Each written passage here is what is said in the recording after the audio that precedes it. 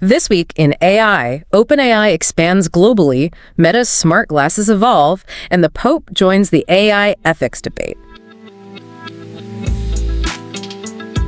Welcome back to the AI Funnel by Konstantina Giannopoulou, your go-to podcast for everything happening in the fast-paced world of AI.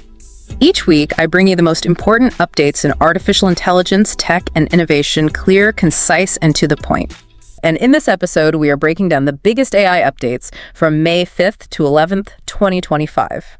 Our mission this week is to provide you with a clear and efficient understanding of the week's top AI news, really focusing on what's relevant and what has global impact for those of you in professional roles. Okay, let's dive straight into OpenAI's OpenAI for Countries initiative. What's fascinating here isn't just, the expansion of a tech giant. It's more the emergence of something, almost like tech diplomacy. Right, tech diplomacy. Okay, let's unpack this OpenAI for Countries idea then. It sounds like they're moving beyond just offering standard models.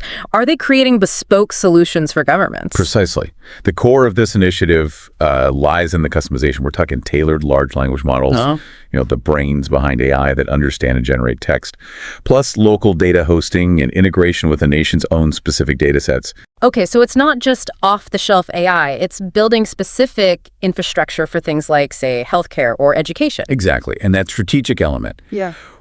Well, you have to see it as direct competition with China's state-aligned AI efforts, too. Yeah. That's a critical point here. Goes beyond just market share.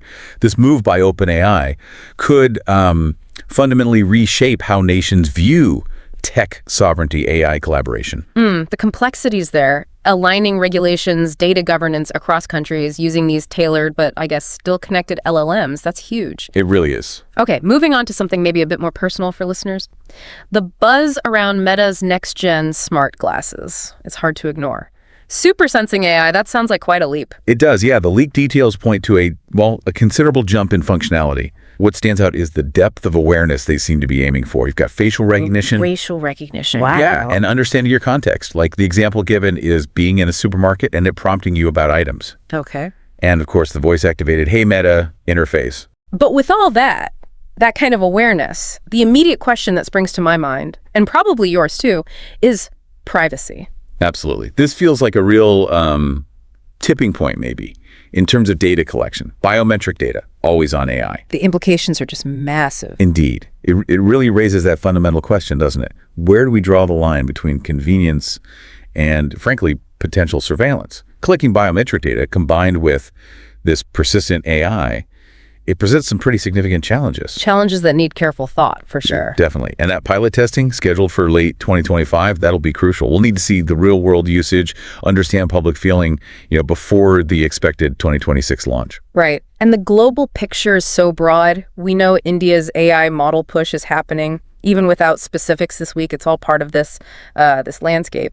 But let's pivot now to how AI is being used within businesses.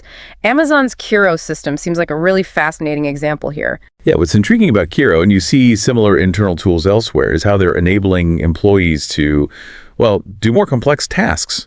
Take Kiro, it acts like an AI assistant, right? It can understand natural language commands to do jobs that previously needed coding skills. So someone in marketing could maybe run a complex data query. Without needing to pull in the engineering team every time. Exactly. So it's about empowering their existing workforce, letting them achieve more, maybe without necessarily expanding headcount. Precisely. Yeah. And if you connect this to the bigger picture, this trend, optimizing the workforce with internal AI, it suggests a potential long-term shift, a shift in how companies think about hiring productivity across lots of different industries, I think. Okay. Now, on maybe a lighter note, but still pretty remarkable, AI in Candy Crush. I mean, managing over 18,000 levels, that sounds like a monumental task. It absolutely is. And what's clever here is how AI isn't just for automation, it's actually used to enhance the gameplay itself. It analyzes how players are interacting, in real time. And based on that, it can subtly adjust the difficulty. It can even get insights back to the human designers on how to improve levels. So it leads to better user engagement, more personalized challenges. That's the idea, yeah. Keeping people hooked.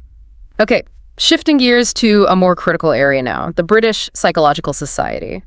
They've raised some important points about AI in mental health. Sounds like there are some real concerns about its limitations. Yes, and this gets to a really significant question about, well, the fundamental nature of therapy.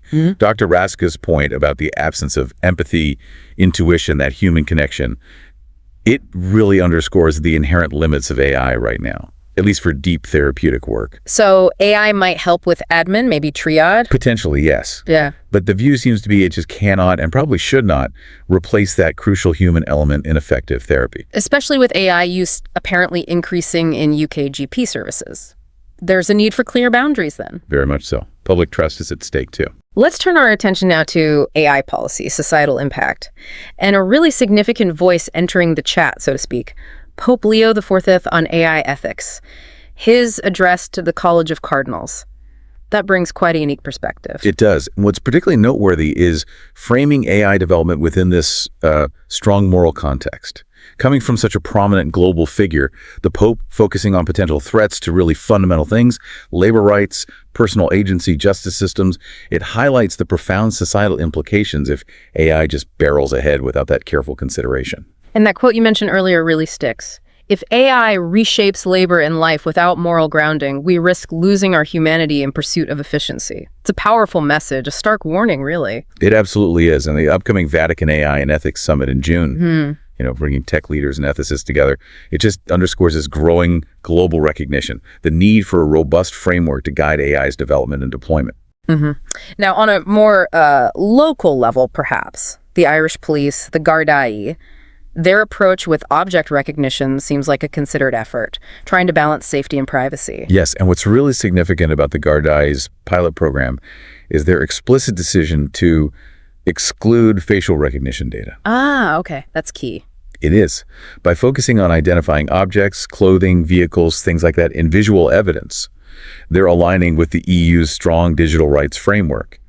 And potentially this sets a precedent, a more privacy-conscious approach to AI in law enforcement. So they can still leverage AI for things like missing persons cases, reviewing surveillance footage efficiently. Right, or building investigative timelines. Yeah. But while mitigating some of those key privacy risks associated with facial recognition. Interesting balance. Okay, finally, let's touch on the AI Index 2025. It gives that comprehensive overview of where AI stands right now. Yeah, the AI Index has some really valuable insights every year. The doubling of investment in AI hardware and infrastructure year over year, that clearly shows the immense growth. Huge growth. And the fact that inference costs, basically the cost of running an AI model on new data are decreasing. It's also significant. That makes it more accessible. Exactly. More accessible for a wider range of organizations to actually deploy AI applications. Yeah. Plus, you see this surge in AI applications in science, particularly medical and chemistry breakthroughs using LLMs.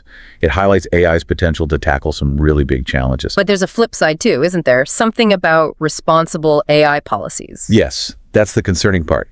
The index found only about 19% of firms surveyed actually have a formal responsible AI policy. Only 19%. Wow. Yet he highlights this corporate ethics gap, as they put it. It's not just a lack of policies. It likely reflects how fast AI is developing, maybe outpacing the ethical thinking within companies, and perhaps a lack of clear regulatory guidance, too. A lot to keep an eye on there. Thanks so much for joining us for this deep dive today. My pleasure. And if you, our listener, found this exploration useful, please do subscribe, maybe leave a rating or share it with a colleague who might also find it interesting. It really helps us keep bringing you these insights. Yeah, we really appreciate you tuning in. Join us next time. Until then, stay curious and keep exploring the world of AI.